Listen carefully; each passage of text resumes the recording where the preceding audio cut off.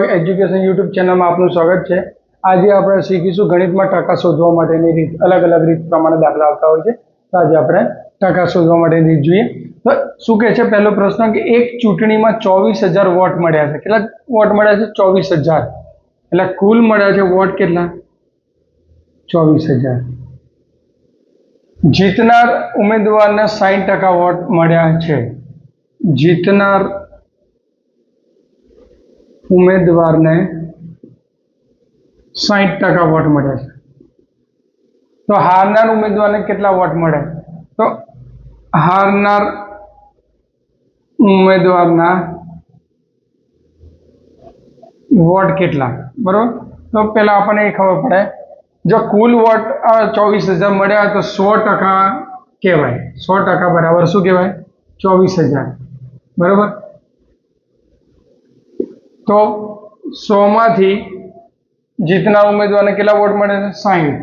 તો 60 બાદ કરીએ તો કેટલા વધે? 40। આમ 40% શું કહી શકાય? 40% હારનાર ઉમેદવાર છે। તો હવે ગણીએ દાખલો। તો શું કહેવાશે કે 100% એ કેટલા વોટ મળ્યા છે? ટોટલ 24,000 વોટ મળ્યા છે। તો આપણે હારનારના ઉમેદવારના કેટલા વોટ મળ્યા છે એ શોધવાનું। તો હારનારના કેટલા છે? 40%। તો 40% એ કેટલા? તો શું થશે? 40 ગુણ્યા 24,000 ભાગ્યા 100। 0 2 ગુણ્યા 5 2 દુ 4 એટલે જવાબ આવશે 8 2 24 48। 48,000 ભાગ્યા 5 એટલે જવાબ આવશે 9600। 9600 જે જવાબ આવ્યો એ ક્યાં છે? એ એટલે રાઈટ આન્સર આવશે એ 9600। ખ્યાલ આવ્યો મિત્રો? આ રીતે આપણે ટકાવારી શું કહે છે?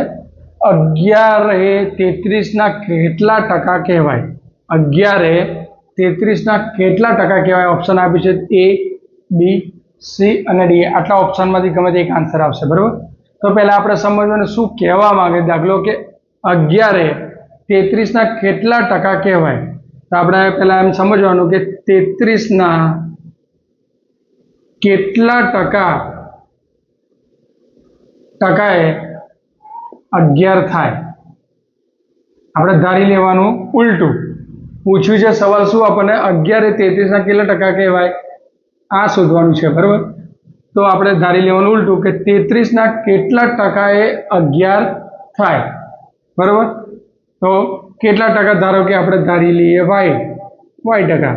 તો શું આવશે એનો આગળનું સ્ટેપ કે 33 કેટલા ટકા એટલે વાય ટકા એ 11 થાય એટલે કેટલા થાય? 11। તો શું આવશે? 33 ગુણ્યા વાય બરાબર ભાગ્યા 100। આપણે વાય ધારી લીધા છે। બરાબર।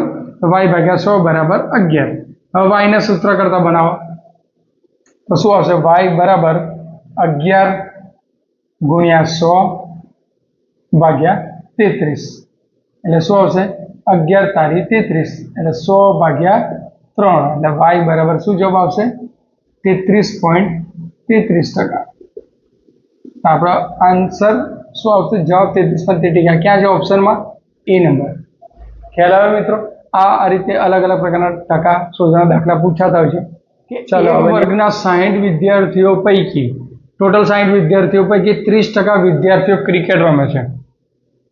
બરાબર। 40% વિદ્યાર્થીઓ હોકી રમે છે અને 10% વિદ્યાર્થીઓ બંને રમત રમે છે। તો એક પણ રમત ન રમનાર વિદ્યાર્થીઓ કેટલા હશે એ આપણે ફાઇન્ડ આઉટ કરવાનું છે। ઓપ્શન આપે છે એ, બી, સી, ડી। બરાબર। આમાંથી એક જવાબ આવશે। તો પહેલા તો આપણે દાખલો બરાબર વાંચી લેવાનો। તો એક વર્ગના 60 વિદ્યાર્થીઓ છે। ટોટલ વિદ્યાર્થીઓ કેટલા?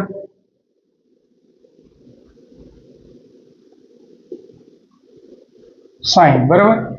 એમાંથી 30% વિદ્યાર્થીઓ ક્રિકેટ રમે છે એટલે 30% વિદ્યાર્થીઓ શું રમે છે?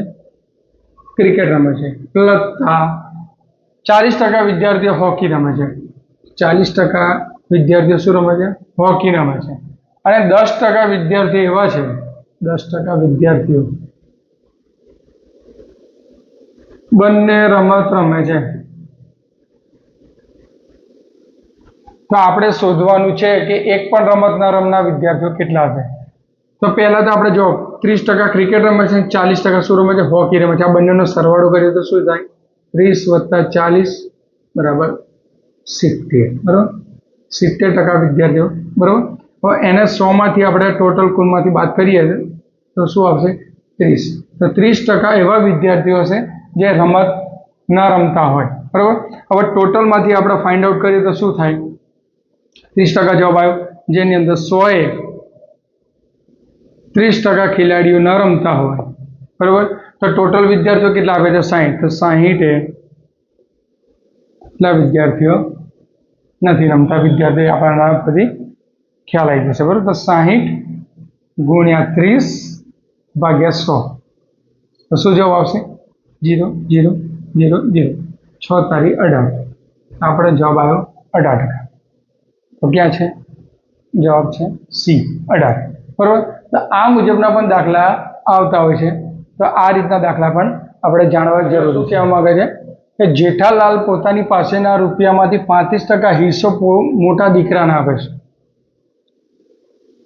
વધેલી રકમમાંથી 40% નાના દીકરાને આપે છે.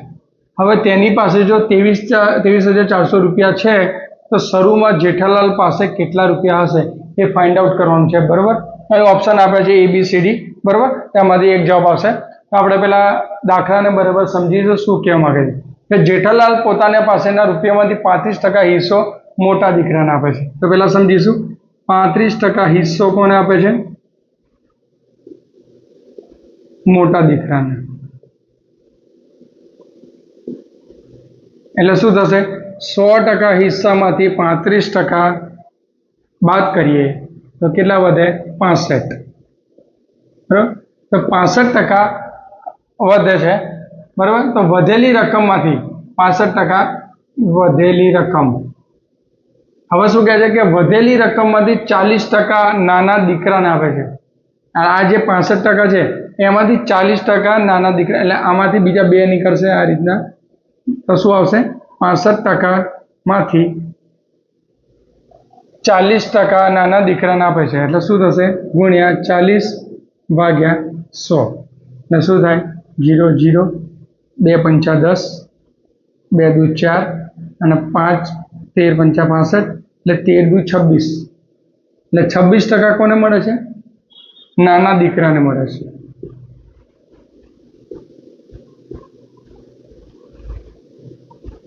આમ મોટા દીકરાને કેટલા મળતા હતા? 35% હિસ્સા પ્રમાણે 100 - 35 / 65% વધેલી રકમ. બરાબર, તો આમ મોટા દીકરાને કેટલા મળ્યા? 30%. તો નાના દીકરાને કેટલા મળ્યા? 26%. આ બંનેનો સરવાળો કરો. 6 × 5 = 11, 3 × 2 = 5 ને 1 6. એટલે 61% ટોટલ થયા. હવે શું કહે છે? જો તેમની પાસે 23,400 રૂપિયા છે, તો શરૂમાં જેઠાલાલ પાસે કેટલા રૂપિયા હશે? તો આ બંને જે રકમનો સરવાળો થયો, બરાબર, એ બાદ કરો 100 માંથી. તો 100 - 61 બરાબર 100 માંથી 60 જાય એટલે 40, 40 માંથી 1 જાય એટલે 39. બરાબર, આ જે 39% આયા એમાંથી જેઠાલાલ પાસે જે રૂપિયા છે 23,400 રૂપિયા, એમાંથી જેઠાલાલ પાસે કેટલા રૂપિયા હશે શરૂમાં એ આપણે ફાઇન્ડ આઉટ કરીશું. તો શું આવશે? 39% એ કેટલા રૂપિયા છે? 23,400. તો 100% એ કેટલા? બરાબર, શું આવશે? ચોકડી ગુણાકાર કરો. 23,400 ગુણ્યા 100 ભાગ્યા 39. હવે આનું આપણે સાદુરૂપ આપીશું. 13 તારી 39. બરાબર, તો 3 સીતા 21, 2 વધ્યા 24 એટલે 3 ઈઠા 24, 00. બરાબર, અને અહીંયા વધ્યા 13 છંગ 78. અહીંયા આવશે 600. એટલે શું આવ્યા? 600 ગુણ્યા 100 બરાબર 6, 1 2 3 ને 4. જવાબ આવ્યો 60,000. જો લો ઓપ્શનમાં છે 60,000. હા, તો આ આપણો રાઈટ આન્સર. તો આ રીતના મુજબના પણ દાખલા પૂછાતા હોય છે. જો તમને મારા આ રીતના દાખલા ગમ્યા હોય તો મારા વિડીયોને લાઈક કરો, શેર કરો, સબસ્ક્રાઈબ કરો. હવે પછીના નેક્સ્ટ વિડીયોમાં આપણે બીજા દાખલા શીખીશું.